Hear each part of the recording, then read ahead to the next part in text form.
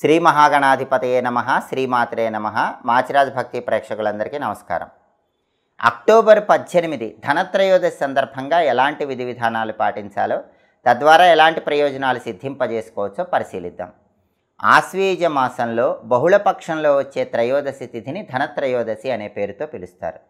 ఈ ధనత్రయోదశికి చాలా ప్రత్యేకతలు ఉన్నాయి. వాటిలో ముఖ్యమైనటువంటిది ఏంటంటే, ధనత్రయోదశి రోజు ఇంటి గుమ్మం ముందు బలిదీపాన్ని వెలిగించాలి. ఆ బలిదీపం అనేది ఇంటికి, ఇంట్లో ఉన్న సభ్యులందరికీ సమస్త దోషాలను పోగొడుతుంది. అందుకే అందరూ కూడా ఖచ్చితంగా ధనత్రయోదశి రోజు ప్రతి ఇంట్లో ఇంటి యజమాని ఇంటి గుమ్మం బయట సాయంకాలం పూట ఈ బలిదీపాన్ని వెలిగించాలి. బలిదీపం ఎలా వెలిగించాలంటే, గోధుమ పిండి ప్రమిద తయారు చేసుకోవాలి. సహజంగా అందరూ బియ్యపిండి ప్రమిదలు తయారు చేసుకుంటారు. బియ్యపిండి, బెల్లం తురుము, ఆవు పాలు కలిపి ఒక ప్రమిద తయారు చేసుకుంటారు. అట్లానే ధనత్రయోదశి రోజు గోధుమ పిండి, బెల్లం తురుము, ఆవు పాలు కలిపి ఒక ప్రమిద తయారు చేసుకోవాలి. దీన్ని గోధుమ పిండి ప్రమిద అంటారు. ఈ గోధుమ పిండి ప్రమిదను ఇంటి గుమ్మం బయట పెట్టాలి. దానిలో నువ్వుల నూనె పోసి ఒత్తులు వేసి దీపాన్ని వెలిగించాలి. ఆ దీపం దగ్గర ఒక చిన్న ఆకు ఏదైనా ఉంచి ఆ ఆకులో బియ్యం పోసి ఒక బెల్లం ముక్క నైవేద్యం పెట్టాలి. ఆ బలిదీపం దగ్గర ఒక తమలపాకు ఉంచి ఆ తమలపాకులో కాస్త బియ్యము, ఒక బెల్లం ముక్క ఉంచి ఆ బలిదీపానికి నైవేద్యం పెట్టాలి. అలాగే ఆ బలిదీపం దగ్గర ఒక రాగి నాణెము, ఒక గవ్వ ఉంచాలి. రాగి నాణెం ఆధునిక కాలంలో దొరకట్లేదు. శాస్త్రాల్లో అయితే రాగి నాణెం చెప్పారు. రాగి నాణెం దొరకట్లేదు కాబట్టి దానికి ప్రత్యామ్నాయంగా ఒక రూపాయి నాణెమైనా ఏర్పాటు చేసుకోండి. ఒక గవ్వ ఉంచండి. ఏ గవ్వ అయినా పర్వాలేదు. లక్ష్మీ గవ్వ కానీ లేదా ఇతర గవ్వ కానీ ఏ గవ్వ అయినా పర్వాలేదు. అలా ఏర్పాటు చేసి ఆ బలిదీపం రాత్రి చీకటి పడే వరకు వెలిగేలాగా చూసుకోండి. మర్నాడు ఆ బలిదీపాన్ని, కొండెక్కినటువంటి ఆ బలిదీపాన్ని ఎవరు తొక్కని చోట చెట్టు మొదట్లో వేయండి. అలాగే ఆ బియ్యము, బెల్లము కూడా ఎవరు తొక్కని చోట చెట్టు మొదట్లో వేయండి. ఆ రాగి నాణెము లేదా రూపాయి నాణెము, గవ్వ కూడా ఎవరు తొక్కని చోట చెట్టు మొదట్లో వేయండి, లేదా పారే నీళ్ళలో వదిలిపెట్టండి.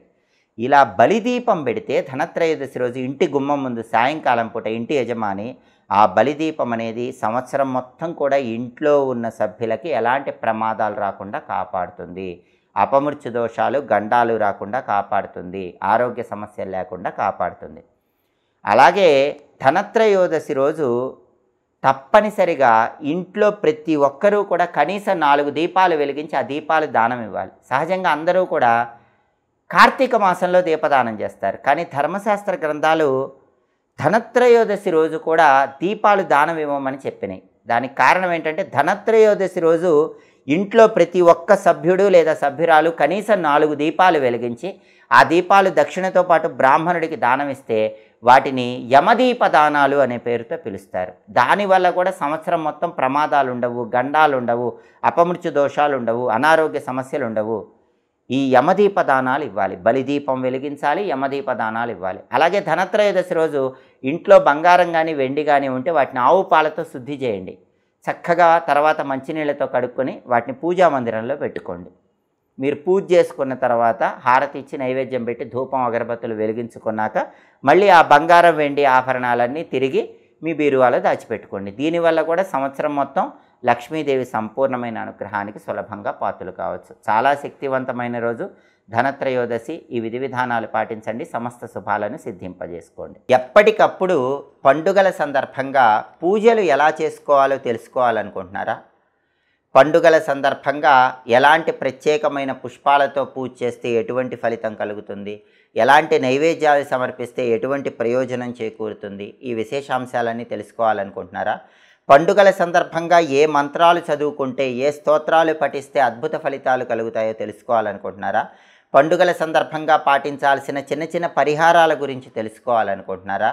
ఎప్పటికప్పుడు పండుగలకు సంబంధించి, ప్రత్యేకమైన రోజులకు సంబంధించి అన్ని ఆసక్తికరమైన విశేషాంశాలు తెలుసుకోవాలన్నా, జ్యోతిష శాస్త్రపరంగా గ్రహాల సంచారంలో వచ్చే మార్పు వల్ల కలిగే ఫలితాలు తెలుసుకోవాలనుకున్నా మాచిరాజు భక్తి ఛానల్ తప్పకుండా చూడండి. మా వీడియోస్ మీకు నచ్చినట్లయితే మా ఛానల్ లైక్ చేయండి, కామెంట్ చేయండి. మా ఛానల్ వీడియోస్ 10 మంది మిత్రులకు షేర్ చేయండి. మా ఛానల్ సబ్స్క్రైబ్ చేసుకోండి. పక్కనున్న బెల్ సింబల్ నొక్కటం మాత్రం మర్చిపోకండి. సర్వే జనాః సుఖినో భవంతు. స్వస్తి.